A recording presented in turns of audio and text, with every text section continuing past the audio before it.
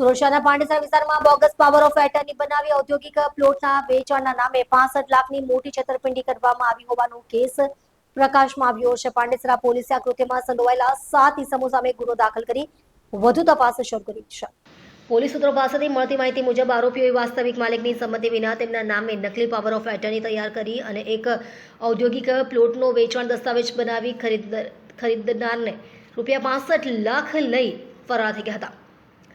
ખરીદનારે જ્યારે જમીનના કાયદેસર દસ્તાવેજો ચકાસવા માટે સરકારી કચેરીનો સંપર્ક કર્યો ત્યારે બોગસ પાવર ઓફ એટર્નીનો ભાંડો ફૂટ્યો. ત્યારબાદ તેમણે પાંડેસરા પોલીસ મથકે અરજી કરતા પોલીસે ગુનો નોંધ્યો. પાંડેસરા પોલીસે જણાવ્યું કે આ કેસમાં છેતરપિંડી, જાળ સૃષ્ટિ, બનાવટી દસ્તાવેજ અને ગુનાહિત કાવતરાની કલમો લગાડવામાં આવી છે. આરોપીની ધરપકડ ચાલી રહી છે.